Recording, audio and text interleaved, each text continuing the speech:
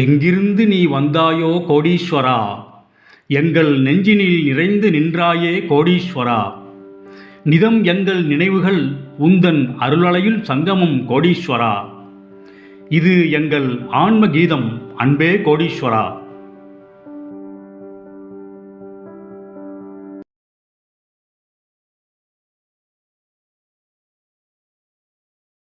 கோடீஸ்வரா சரணம், கோடீஸ்வரா நமக.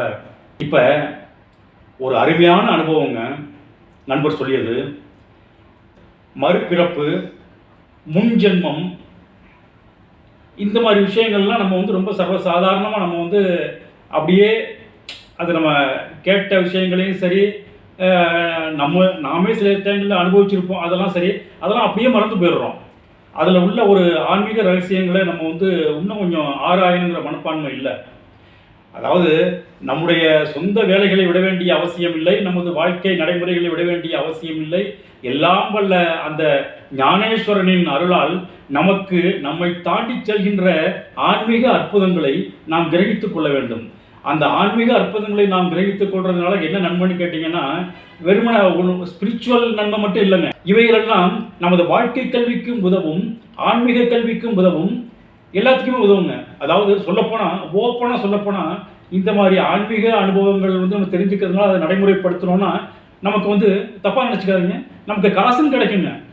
ஏன்னா நம்மளோட பெர்ஃபார்மன்ஸ் கூடுது, நம்மளுடைய வாழ்க்கை திறன் கூடுது, நம்மளுடைய வேலை திறன் கூடுது இந்த ஆன்மீக அற்புதங்களை நம்ம உணர்ந்துக்கிறதுனால. ஏன்னா வாழ்க்கை நடைமுறைகளை நம்ம உணர்ந்துக்கிறோம், அதை அப்படியே லைஃப்பில் ரெஃப்ளெக்ட் ஆகி நமக்கு படிக்கிற நாலேஜும் கூடுதுங்க. அதாவது இப்போ பிள்ளைங்க படிக்கிறதுனா அந்த படிக்கிற அறிவு கூடுதுங்க, கிரகிக்கிற தன்மை கூடுதுங்க.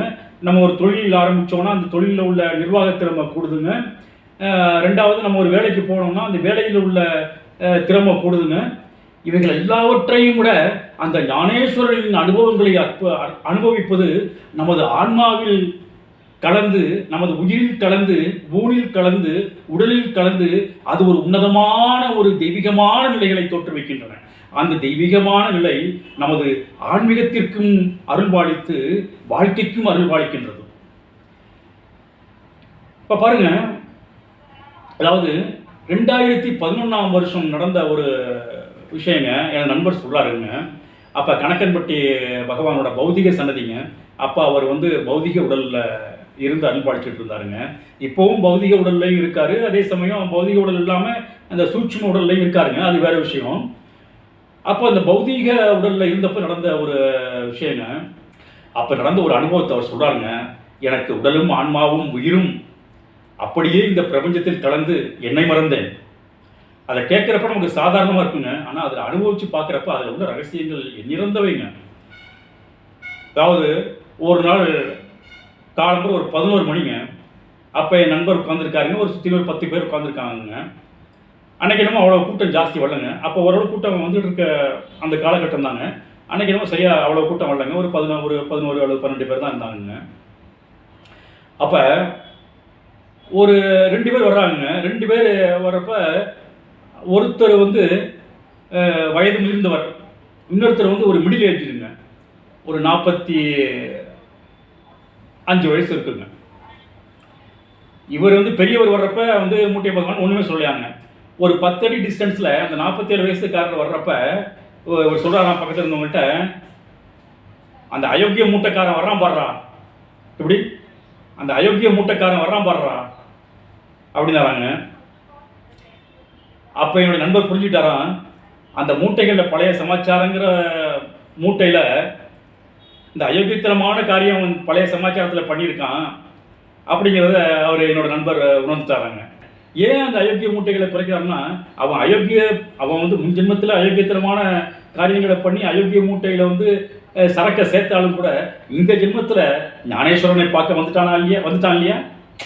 அவன் எவ்வளவுதான் முன் ஜென்மத்தில் அயோக்கிய மூட்டைகளை சேர்த்திருந்தாலும் கூட இந்த ஜென்மத்தில் ஞானேஸ்வரனை பார்க்க அவர் தரிசனம் பண்ண வந்துட்டான் இல்லையா. அந்த ஒரே காரணத்திற்காக அவனுடைய அந்த பாவ மூட்டைகளை சிறிது சிறிதாக குறைக்கின்றார். புரியுதா? இப்போ ஞானேஸ்வரனை பார்க்க வரலன்னா அந்த பாவ மூட்டை குறையாதுங்க. அவனுக்கு இயல்பாக அது எப்போ என்ன நடக்கணுமோ அதாங்க நடக்கும். இப்போ இந்த ஞானேஸ்வரனை கணக்கன்பட்டியாரை பார்க்க வந்ததுனால அந்த பாவ மூட்டைகளை அவர் குறைக்கிறாருங்க. அப்படிங்கிறப்ப பாவ மூட்டைகளை சீக்கிரம் குறைக்காதுங்க. அப்போ அவனுக்கு சீக்கிரம் நல்ல காலம் வந்துடுதுங்க. இதெல்லாம் மறைந்திருக்கிற உண்மைகள். இவைகளெல்லாம் நீங்கள் வந்து புரிஞ்சுக்கணுங்க.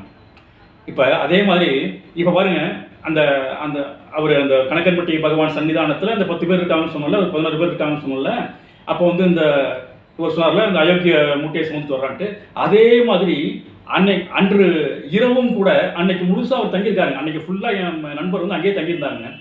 அன்றைக்கு இரவு ஒரு 10 மணிக்குங்க இன்னொரு சம்பவம் நடந்ததுங்க. அப்போ கொஞ்சம் கூட்டம் அதிகமாக வந்ததுங்க. அப்போ பாருங்க, அந்த இரவில் அந்த நேரத்தில் காக்காய்ங்கெல்லாம் பொதுவாக வந்து 8:30 மணிக்கு 9 மணிக்கே வந்து வருமா, சன்னதிக்கு வருமா என்னங்க, அது பாட்டு தூங்கிட்டு இருக்குங்க. அது கூடோ கூண்டுலையோ அது பாட்டுக்கு அதுக்குன்னு உள்ள ஒரு வீடு இருக்கு இல்லையா, ஒரு சின்ன கூடு மாதிரி, அது தூங்கிட்டு இருக்குங்க புள்ள குட்டிகளோட.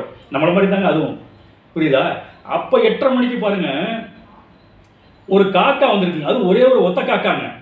ஒத்த காக்கா வந்து அங்கே உள்ள அந்த அந்த அந்த பக்தர்கள்ட்ட இறைச்சது அந்த அந்த உணவுகள், அதில் அந்த அந்த சோற்று பருக்கை, அப்புறம் அந்த தானியங்கள், அந்த மாதிரி உணவு அதை கொத்திட்டு இருந்ததுங்க.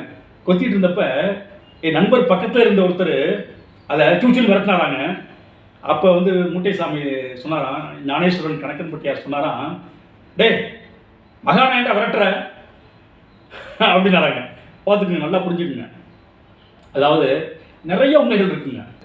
காகத்துக்கும் நமது மூதாதையர்களுக்கும் சம்மந்தம் இருக்குங்க. நமது மூதாதையர்களுக்கும் இல்லைங்க. அதாவது காக வடிவத்தில் வந்து சித்தர்கள் வர்றதுண்டு, பைரவர் வடிவத்தில் சித்தர்கள் வர்றதுண்டு, புரியுதா? அப்போ பாருங்க, ஒரு 8:30 நைட்டு 8:30 9 மணிக்கு வந்து அந்த காக்காயை அவர் விரட்டினப்ப அவர் வந்து முட்டையை போக சொல்லியிருக்காரு பார்த்தீங்களா, டேய் ஏண்டா பகான விரட்டுற அப்படிதான் பார்த்தீங்களா? இவைகளெல்லாம் ஆன்மீக உண்மைகள், தெய்வீக ரகசியங்கள். இப்போ இதெல்லாம் நினச்சி பார்க்குறப்ப எனக்கு ஒன்று ஞாபகத்துக்கு வருதுங்க. இப்போ நான் சமீபத்தில் மைசூர் வந்தாங்க. மைசூரில் வந்து அந்த ஒரு மகான் கணபதி சச்சிதானந்த சுவாமின்னு சொல்லுவாங்க, அவரோட பறவைகள் சரணாலயத்துக்கு போனாங்க. அவர் பறவைகளோடு பேசி மகிழ்ந்ததெல்லாம் நான் பார்த்தேங்க. இவர் சொல்லி கொடுத்தது அதை சொன்னிச்சுங்க. அந்த பறவைகள்லாம் காகம் மட்டும் இல்லைங்க, பறவைகளுக்கும் அந்த நம்முடைய மனித சம்பந்தம் இருக்குங்க. அந்த ஆசிரமத்தில் நான் போய் நிறையா அற்புதங்களை அனுபவித்தேங்க. அந்த பறவைகள் எல்லாம் எங்கள் தோளில் வந்து உட்கார்ந்ததுங்க. எங்களுக்கு அந்த பறவைகளுக்கு என்னங்க, ஏதோ ஒரு நல்ல விஷயங்க. அப்படியே எங்கள் தோல்லெல்லாம் வந்து அப்படியே அந்த பறவைகள்லாம் வந்து உட்கார்ந்ததுங்க. பாருங்கள், அந்த புகைப்படங்கள்லாம் பாருங்கள்.